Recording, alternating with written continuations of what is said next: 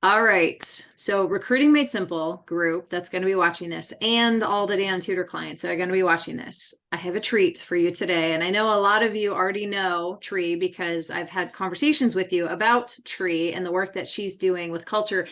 Tree, just so you know, I like went and I dug deep and I found like all my culture books, the Habitude series. Do you still do a lot of the Tim Elmore Habitude? Like, is that really ingrained still in all the trainings you're doing, or no? Um, yes, I do specific talks. So I'm on the Growing Leaders speaking team, and so Mhm. occasionally I'll do a Growing Leaders event. But we're so aligned in how we think about delivering, culture and leadership development that it's certainly, it's not going to feel that different. But I use habitudes when I'm doing a Growing Leaders event. Yes. No, I gotcha. Well, for those of you that don't know, Theresa, I almost said Beekman, right? Because you just said it, but Beckman does work with all around the country with all sorts of programs. You work a lot with Celia Slater as well, running amazing programs for coaches on culture development and perform. I mean, I felt like I was stalking your website before we hopped on, but I mean, I love the work that you do. We've known each other for I don't even remember the first when we first met, but we've known each other for a long time. And so the conversation that I'm having with coaches this month, it seems like, right, with all the other things that coaches have to do, not just recruiting, high school kids. Now the transfer portal is such a big thing. They've got their day-to-day things to do, but also now it's seemingly more important than ever that coaches recruit their current team so they're not so prone to just get up and quickly leave. And so when I started thinking about, what this conversation needs to be about and who are the experts I need to bring in, because of the work that you're doing, you are one of the first people that I thought of, and thought you would provide a lot of amazing insight to coaches, just giving ideas for, I mean, you don't necessarily need to talk about recruiting, but just things you're seeing working today, knowing the transfer culture is becoming such a big thing. I'd love to get your thoughts and any ideas you could share with this group, on different ideas for how to recruit your current team so they're not so prone to get up and leave so quickly in the transfer portal. Absolutely. Well, thanks for the kind words and for having me. I'm always excited to share. And I do apologize. My voice is it's a little rough right now because it's camp season and I've been going at it. It's funny that you say this because I've had a couple of conversations recently with teams with actual student athletes. I live in this really cool world where I get to see all of the different sides, right? And I get to talk to people from different camps. I get to talk to administrators, and sport administrators and ADs. I get to talk to coaches, and I get to talk to student athletes. And all of those audiences, when they share with me, they share a really unfiltered look at their worlds, and I can see how Mhm. they're all just trying to get the same thing, and sometimes we're not walking across the bridges that we build with each other. And I think there's a couple of things that come to mind as it relates to recruiting and the work that you do, the good work that you do. I think it's Mhm. so important. And like, boy, did I need you when I was coaching, like you could not believe. But um, I literally had a basketball team come up to me and they say, and this is a conversation I'm having a lot with teams, and they say, "Hey, we have a great culture. We all get along real good. We're struggling to connect with our coach," and I'm like, "Cool."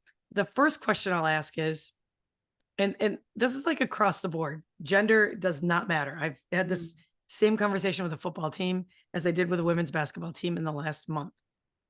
And the first question I'll ask them is, when's the last time that you've had a hard conversation or conflict to work through with your team? And they'll usually look around and say, "No, no, we don't have conflicts." And then I Mhm. giggle at them. And I do giggle at them. I'm not giggling with them because they're like, "What?" Like, and they like, we have a good rapport, so it's fine. But I get them to understand that you're not getting everything you can out of your team if you're never being uncomfortable. That is not a good culture.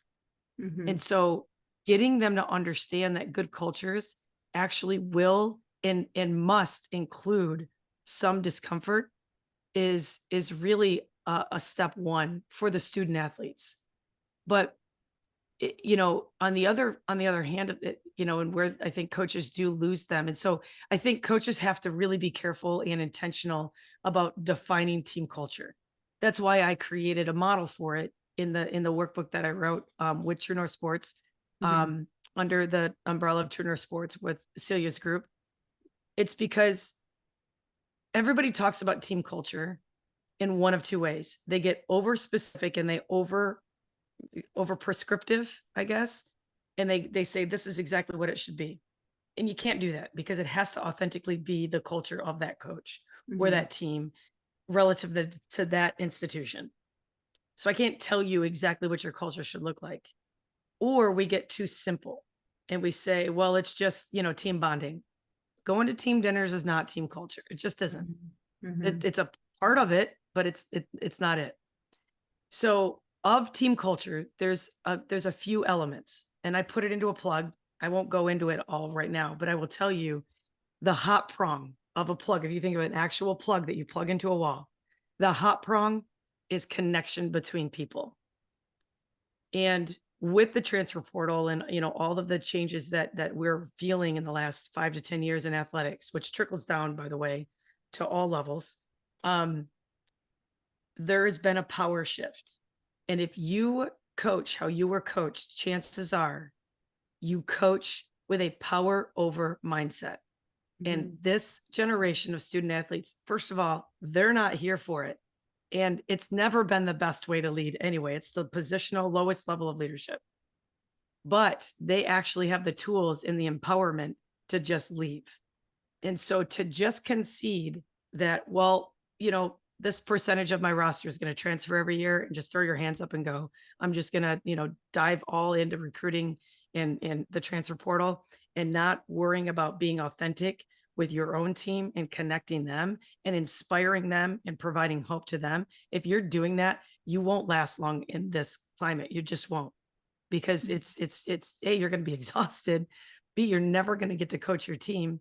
And Mhm. C, people are going to see the pattern and they're just going to stop coming. So the quality of person and athlete that you're going to get is going to get lower and lower and lower over time. Mhm. So I'll stop there and let you jump in. And I'm sure that there's some threads you want to pull on there. No, I mean, 100%. So for these coaches though that, I mean, I'm older. I certainly, realize that every year I get older as an adult, but the kids that I was coaching stay the same age. What is your advice? No, I mean, I have conversations with coaches all the time commenting on things that, I mean, probably things that I see coaches getting fired for today. If I were to do some of the things that I used to do a few years ago, no doubt I would probably get fired for some of those things. What would your advice for coaches be who are stuck in this is just the way that we've always done it? What would your advice be for that coach to start doing a better job of building that connection, knowing this generation needs something different, to feel that connection between the coach and the student athlete? Yeah, no, I get it. And same, like the reason that I could speak on this topic is because I've done it all wrong, right? Mhm. Um, I just think that's what qualifies us for being leaders. And I would say to those coaches, and I do say to these coaches all the time, when I'm fortunate enough to get an audience with them, is the first one is the really simple one. And this is, I'm not making this up. It's going to sound like there's no way this is really happening at a college level. And I'm telling you, a team was like, listen, we're bringing these transfers in. And first of all, that's a threatening thing, especially if you rely on hierarchy in your program and you really emphasize the hierarchy in your program. I Mhm. would, so step one, diminish hierarchy. Um, we are all as a population more fearful than ever. That was happening. We were more disconnected, lonelier, and more fearful before the pandemic. But since the pandemic, we're even more fearful as a generation. And I say it this way: if even if the pandemic went great for you, at the very least, it was uncertain, and Mhm. uncertainty breeds fear. So in the face of it also makes us want to be more certain about things, right? That's why you see polarization and you see all these things happening. all of it is fear-based. It really, really is. And so you should never say, oh, when this kid comes in, they're going to take your spot. You better be working hard. Like there's just nothing that is ever going to do to build trust with Mhm. this generation. And they're already afraid. So they're going to run from that. They just are. Um, and it's not motivating. It might have motivated you as a student athlete. Cool. Good job. Mhm. You do you, Mhm. boo boo, but it's not Mhm. going to motivate them. So we have to stop thinking that we're coaching younger versions of ourselves because we don't know what it's like to grow up in this environment. So we Mhm. have to change and believe them. Empathy isn't necessarily putting yourself in somebody else's shoes. It's believing them as like they're experiencing things as they are. And I think Mhm. that's probably one of the hardest like things I can get coaches to understand. But so that's step one. Like don't use threatening, with transfers and recruiting as a tool to motivate. It's just not going to motivate anybody. It will maybe for this long. It's a short-term Mhm. solution and Mhm. it's not playing the long game because in the end you're losing trust. Um Another thing that I hear, I just literally a whole basketball team said, our coach is so fake. When we're bringing recruits in, we brought a recruit. This is a real story. We brought a transfer in, a recruit in on campus, and we were in the locker room, and our coach reached into the fridge and said, "Hey, would you like a water?" And there was a whole case of cold water in this fridge, and they were like, "Tree, in our lives, that has never been the case. Mhm. That refrigerator has only had a yogurt in it. Like that's not. It was just don't." And I know that you all do this in your work. Don't give people some false sense of this is who we are. You have to be authentically you. And this is actually like like more than ever, this generation of student athletes, I'm going to just say it and you can cut it out if you have to. Their bullshit meter is so good.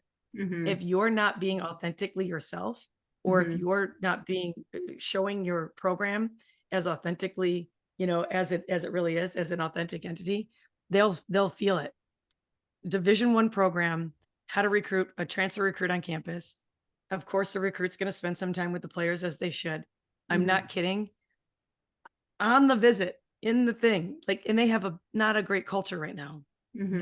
This recruit literally told the head coach, "Yeah, I'm not going to come here. You don't have a good culture." So like recruiting your team and building a great culture will help you in the recruiting Yep. process Yep. because they're going to tell you how it is. And if you don't have a good culture, your players are not going to lie to those kids when they're Yep. when you're not in the room.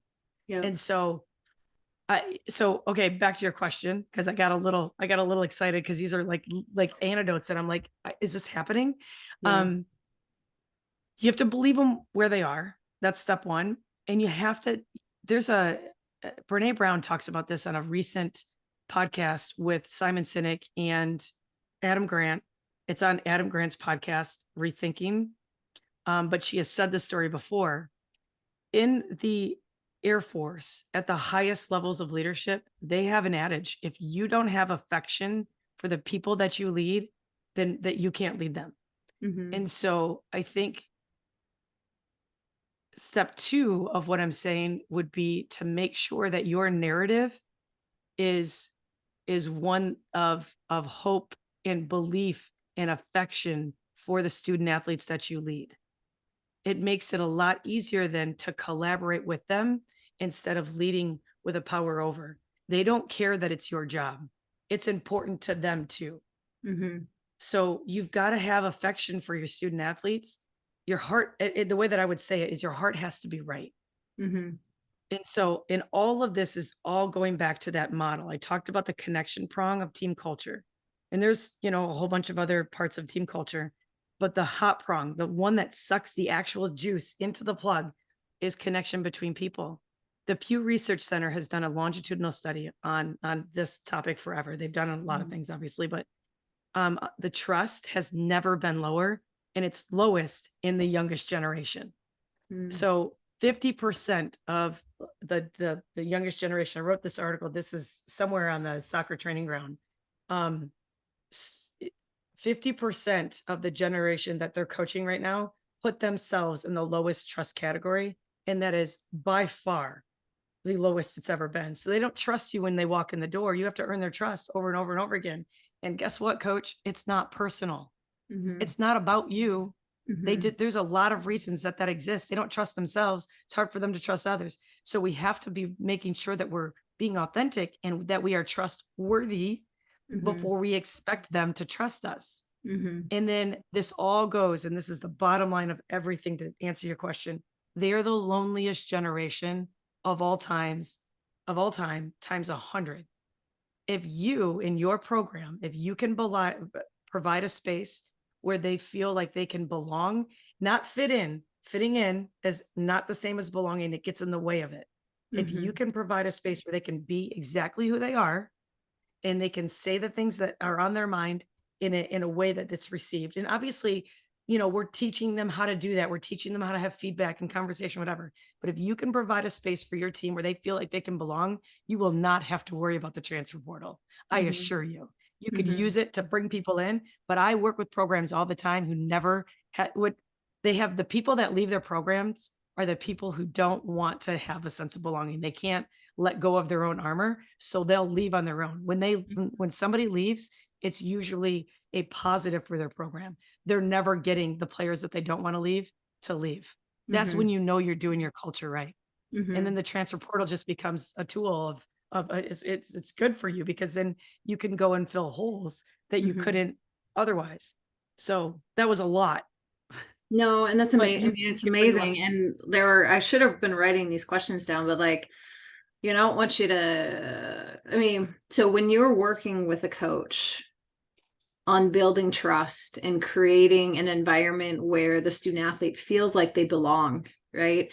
Are there, right, as we're trying to help, all these coaches that are going to be listening to this, create these sort of environments, like, I mean, is this just obviously day by day coaches need to be authentic, like 100%, like what what what are the things, like what would be some pieces of advice that coaches need to start being more intentional about in an authentic way, right? And not, I mean, I get all that. You know what I'm saying? Like what are the things that coaches should be doing to build this trust and create the sense of belonging, so ultimately the culture is going to be one where recruits come in and see it thriving versus just surviving, or pieced together, you know what I'm saying?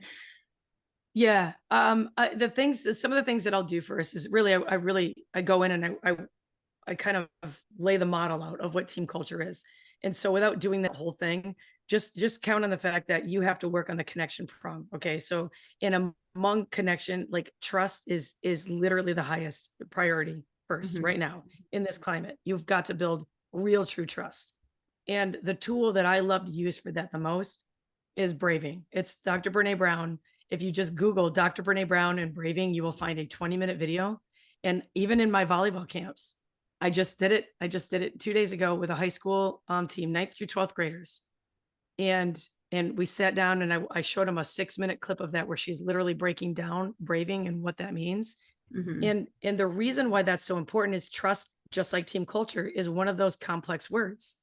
And so what Brene did is based on data, she figured out, okay, here are the 7 behaviors that contribute to or detract from trust. And she lays them out and she defines them, and it's all based on data.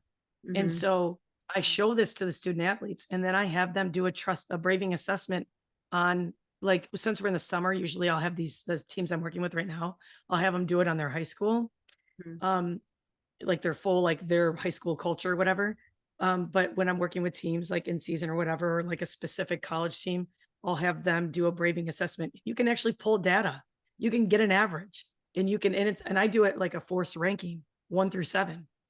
And typically it's the pattern is, I've done this about 1,000 times now. The vault is what Brene talks about, like, talking about other people behind their back or whatever, or hot wiring connection through gossip, like, Hmm. that common enemy intimacy. She Hmm. talks about this in the video. And I see that usually that's the lowest one. Not always, but Hmm. 95% of the time, that's the one that's getting the ones and twos on their ranking. Hmm. I have a theory. It ties to how lonely they are. And so, it's a really scary thing because if you're lonely and then you go and you saddle up next to somebody or you connect, like I had a whole team go, oh my gosh, like they were kind of looking around. They're like, well, we're in trouble. And I was like, what's going on? They said the first 20 minutes of every practice is just us spilling tea. Like literally, that's how we connect. And it feels Mhm. great. But when you do that, it makes you feel more isolated and lonely because you know if anything happens in your life and you're not in the room, they're talking about you, and there's literally no worse feeling. So it Mhm. actually makes them trust less, and it makes the Mhm. environment more toxic. But it's tricky because it feels good at the time. Mhm. So, but when I do braving with teams and I do all this other stuff, whatever, almost always when I say, "What stood out to you? What thing do you think is the most valuable thing you got?" And they like to a person will almost always say, "Braving, understanding how we can earn our own trust and how we can learn to trust others more is probably is the most it's the first thing that I would attack. If I were going to take over a program today, my first meeting would include braving. It would. Mhm. Mhm. Mhm. Interesting. What is your advice to coaches who, you know, is making them feel like they're not isolated, that they're a part of the group, they belong? Is it to give these kids more responsibility? Like, and I mean, and I say that because one thing that we're encouraging a lot of coaches to do is, especially freshmen, just so because they're closer in age to the recruits, give them responsibility to host when recruits come on campus. That's going to give them a role. It's going to make them, feel like, they have a purpose and they're helping. And, that's one piece of advice that we give to coaches. Like, are there other things, other key roles within or social media, right? Coaches are, because most coaches hate social media. I'm just going to have my team do it. Like, you know what I'm saying? Like, they're getting them to do certain things is, not just putting off work or, giving them things to do that you don't like to do. But what are some other key roles that you think coaches could establish for their current student athletes to get them feeling like they belong more, right? I mean, does that make sense? I don't even know if that's a good question, but do you know Yep. what I mean? Yeah, no, I love that piece of advice, and I'm gonna go back to it and tell you why in a second. Mhm. Yes, I think that's definitely a good first step. Um, a little side note, and I know this isn't true for everybody, and some coaches can do it in a way that doesn't feel demeaning, but can we, if you're gonna have like classes where we teach them adult skills, can we stop demeaning them as we do it and calling it like, adulting 101 or whatever, or Mhm. like I know we're trying to be cool. They don't need us to be cool. They don't need us to be them. They don't need us to be, you know, TikTok famous. They need Yeah. us to be the leaders and the adults. So Yeah. can we stop demeaning them as we're giving them these things? That would be really great because Mhm. it's demeaning, and I don't Mhm. like the players are not going to tell you that, but it's terrible. So if Mhm. we can find a more respectful way to, I think they're great. I think the idea of those classes that people do, like mechanic and whatever, I think if we could just stop calling them adulting 101 like they're little kids, that'd be amazing. Mhm. That's an aside. Uh, I'm always trying to lift them up, right? Um, I think the first thing I will say is in addition to what you're telling coaches to do, if within your team, every single practice, every single team meeting, if you do nothing else but have them answer, like when you're even but in practice, say you do a drill. When the drill gets done, say, okay, just group up into groups of three and talk about this. Give them 2 minutes to talk about that thing and then pull a few of the conversations into the full group and then go to the next drill. I won't I won't have our players, I won't any team that I work with, I won't do a drill on a court or have a team meeting where I don't do this 5 times. That's like reading. Like, you know how when you read, you automatically like increase your vocabulary, but you don't even Mhm. feel it. Mhm. Those little groups of three conversations, that does a lot for their connection. If you think about it, they have fewer in-person, face-to-face conversation repetitions than they did before Mhm. because they can pick up their phone, especially about real things. So because Mhm. they can pick up their phone. If they're gonna have a hard conversation, they're gonna have it, whether it be FaceTime or whatever.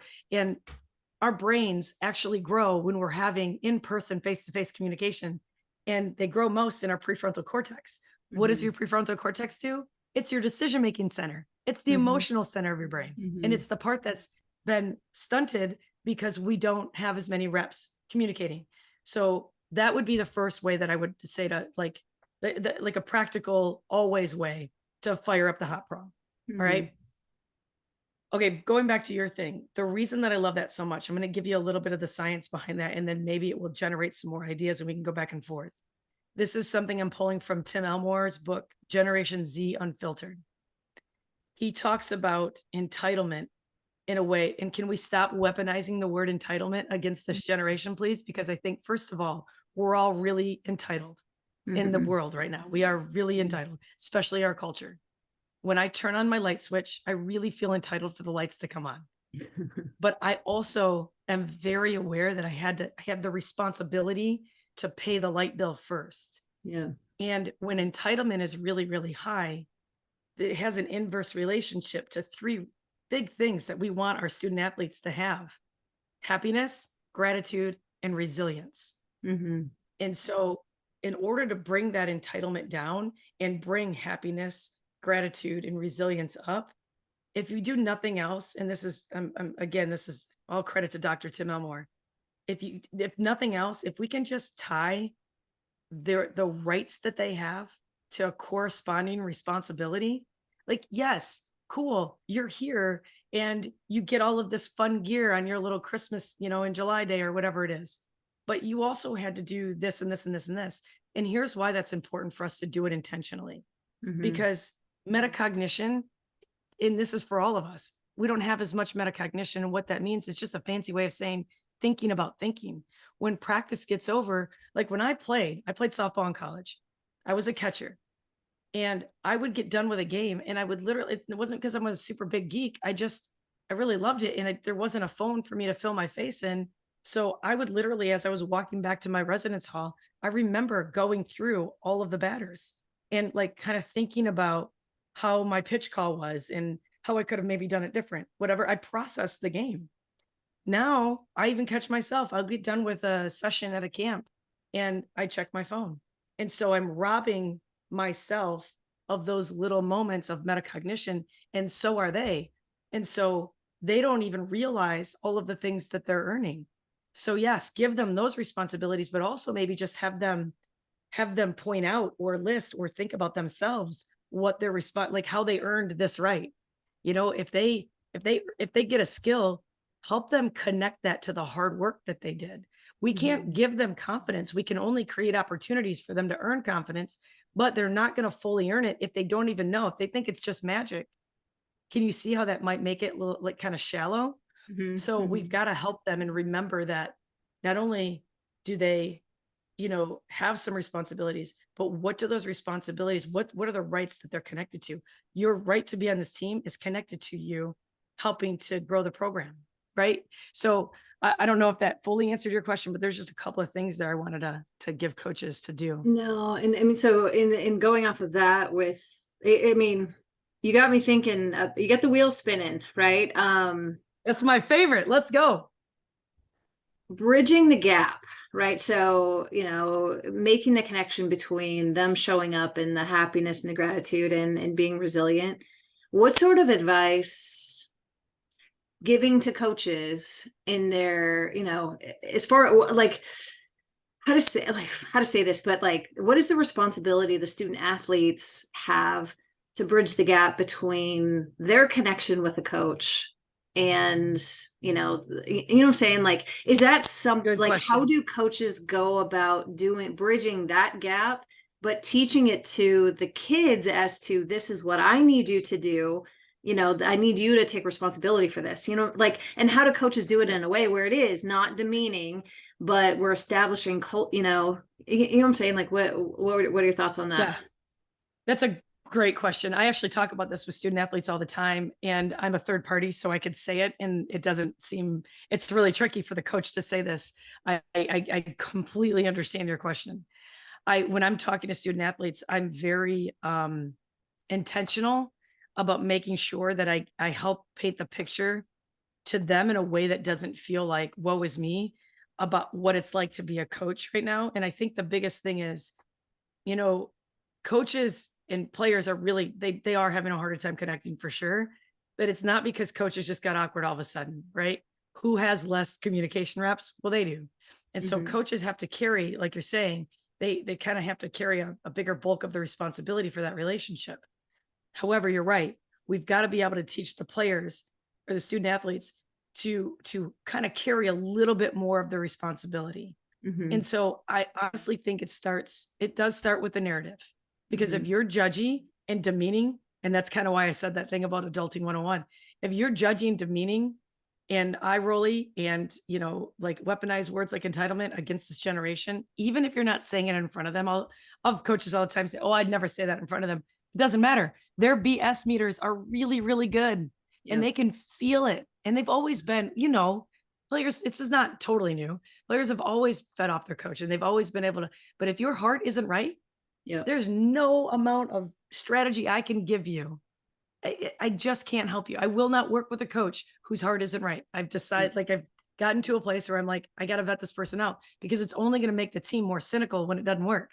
Yep. Right. So the first thing it really is, you have to change your narrative about this generation. And there's a line in a story that Tim Elmore tells, we bring out the best in people when we believe in the best about people. There's just no shortcut to that. There's nothing that I can tell you that will change that. Mhm. So that's truly is step number one. And then have a conversation. Mhm. Like the Modern Athlete book that Brett and Becky, What Drives Winning, they have a Mhm. Modern Athlete session that they're doing now. And Mhm. Becky Burley and I did it together for the soccer coaching credential program. Mhm. But they talk a lot about asking questions, and I think they're spot on. It's because of the power shift. You have to have a conversation with them, and in that conversation, you can then help them understand the responsibility that they have in their relationship, but they're not the ones to start it. And a little tip I will give you also is Mhm. anything you can do to diminish hierarchy, do it. Hierarchy is like it's obviously you're still the decision maker. I talk about this in the culture model. This is there. It's the feedback loop.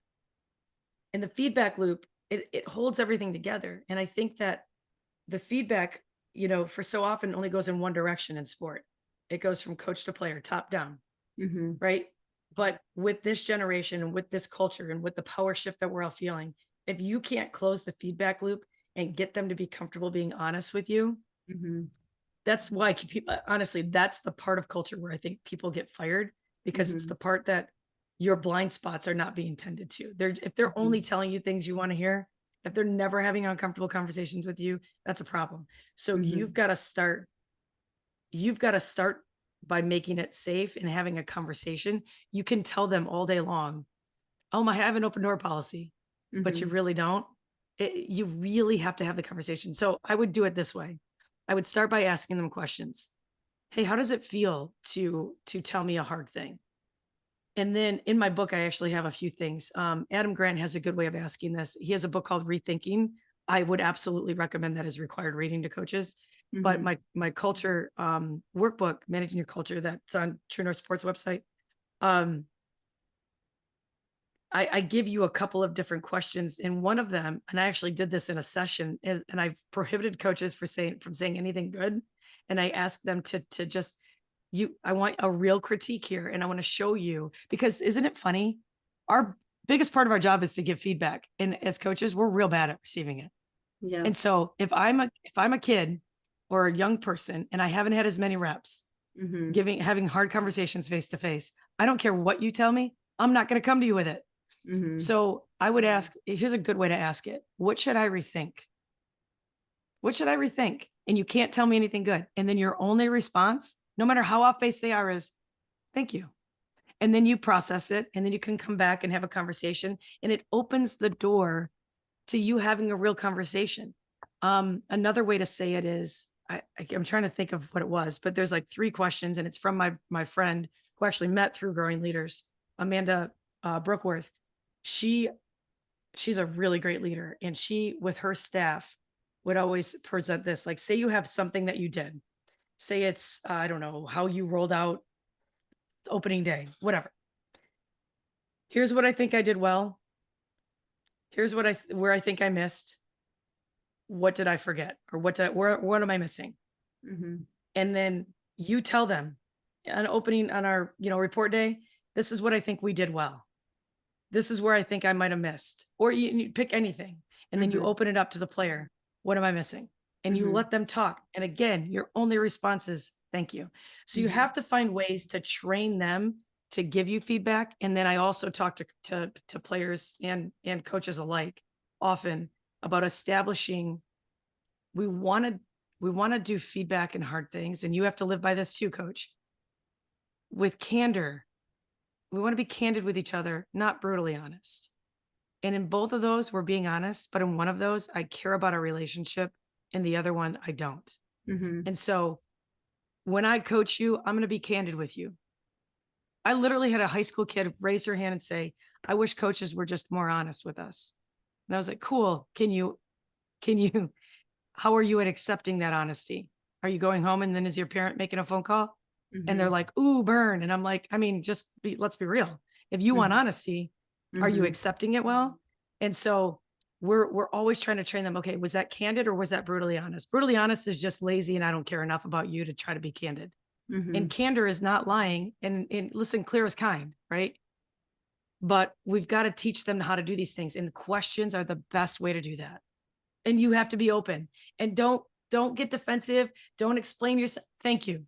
Oh my gosh. Mhm. Thanks for being brave enough to say that to me. Mhm. Awesome. We'll talk Mhm. about it later. Mhm. Mhm.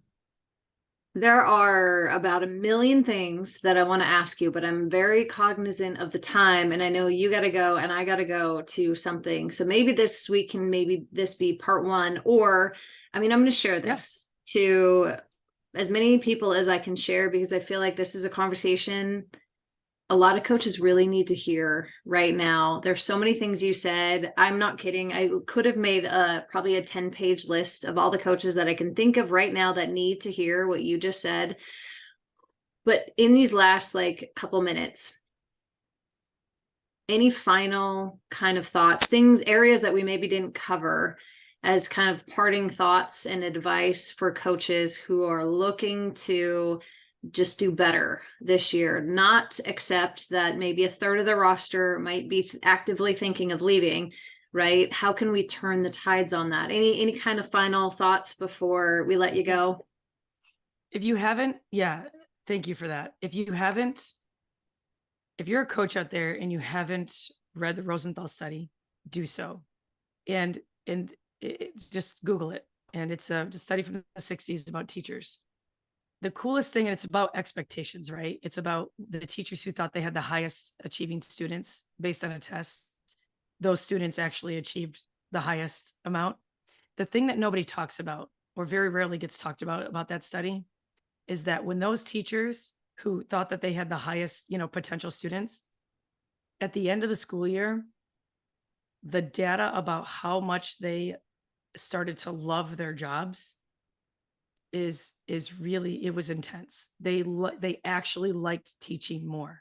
I Mm-hmm. know right now that it's a hard time to be a coach. I know that it's isolating, it's lonely, you Mm-hmm. feel disconnected, you feel like your players. I had a coach that I worked with after about a year of working with him. He said, "You know what? It's like our players just want to be around us again."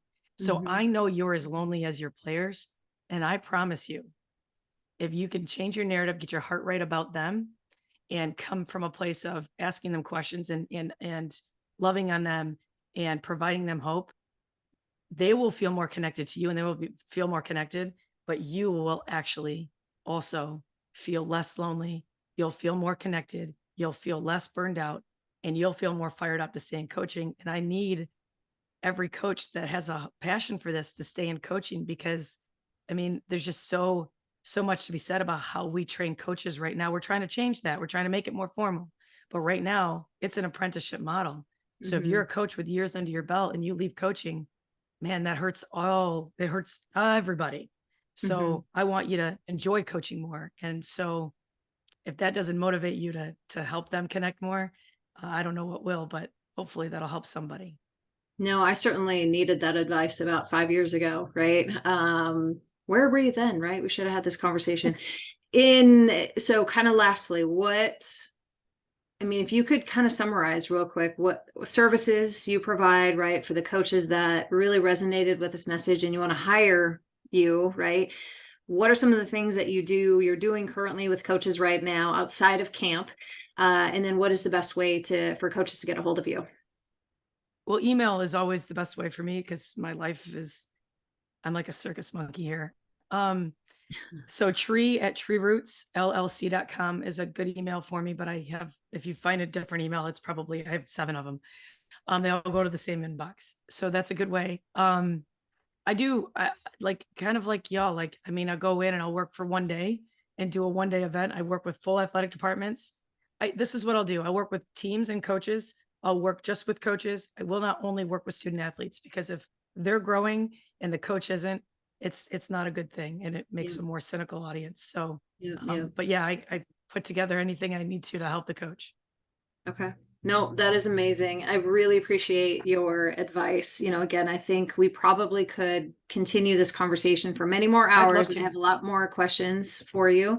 But coaches, you need to reach out to Tree. I mean, she is amazing. I think in this, 30 minutes that we had her here, a lot of amazing. I think we just scratched the surface, right, on some things that coaches can do to bridge that gap between what they're doing and the student athletes you're currently working with. I mean, not just to help with recruiting, right? I mean, I know why initially I got Tree on this call to start talking about that, but you get to the happiness factor for coaches and I hate seeing so many coaches getting out of this profession because So do I. of the loneliness and how hard it is. And so if we did anything to at least give you a little glimpse of hope with what Tree was talking about, amazing. I'll post this in a bunch of different places. I'll give them your email address, and I know you said don't go to the website, but it's You got a can. website with a bunch of different resources, or even just True North Sports and the work that you're doing with there.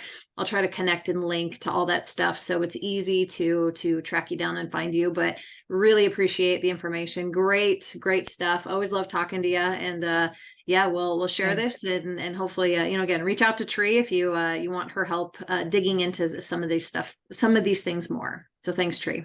Yeah. Thank you, Mandy. I really appreciate it being on, and I'll come back. You just tell Yeah, me and I'm in. I love having these conversations. perfect.